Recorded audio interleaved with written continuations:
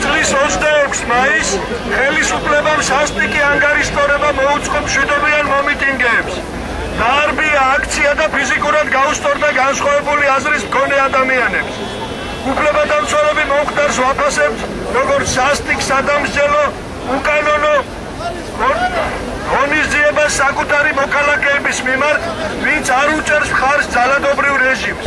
ბრძანების გამცემმა და შემსრულებელმა პირებმა დაარღვიეს საქართველოს კონსტიტუცია და სისხლის სამართლის კოდექსი.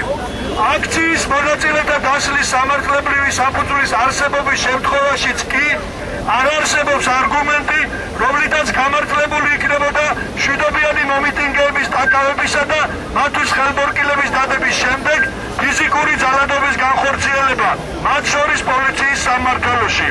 იკოდება სისხლის სამართლის კოდექსის სხვადასხვა მუხლებით გათვალისწინებული დანაშაულის ჩადენა სპეცოპერაციის დამგეგმავი და მონაწილე პირების ქმედებაში, რაც გულისხმობს სისხლის სამართლის კოდექსის 333 მუხლის, ანუ სამსახურებრივი უფლებამოსილების გადამეტებას ჩადენილი ძალადობით.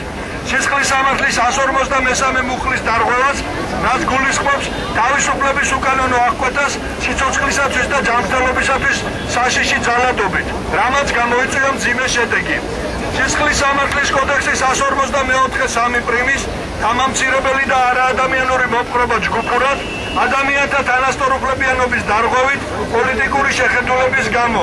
სისხლის სამართლის კოდექსის 157 პრიმის განზრახ უკანონო დაკავების და სისხლის სამართლის კოდექსის 154 მუხლის ჟურნალისტის პროფესიულ საქმიანობაში უკანონო ხელის შეშლის აი ამ მუხლებით გათვალისწინებული დანაშაულის ნიშნებს.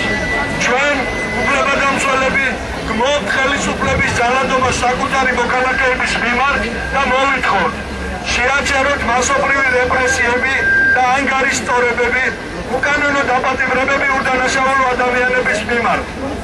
შეიქმნას საგამოძიებო კომისია საზოგადოების მიუკერძოებელი და კომპეტენტური სპეციალისტების მონაწილეობით.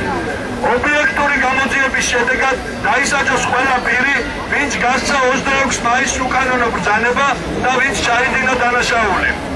პირადად თქვენი წარმომადგენლები შეხვდეთ და მოინახულოთ დაკავებული პირები, რათა თავად დარწმუნდეთ, როგორ მდგომარეობაში არიან ისინი. და ბოლოს, დადგინდეს გაუჩინარებულ პირთა ადგილსამყოფელი. როგორც მოგახსენეთ, ამ განცხადებას ხელს აწერენ სხვადასხვა უფლებადაცვითი არასამთავრობო ორგანიზაციები. მადლობა.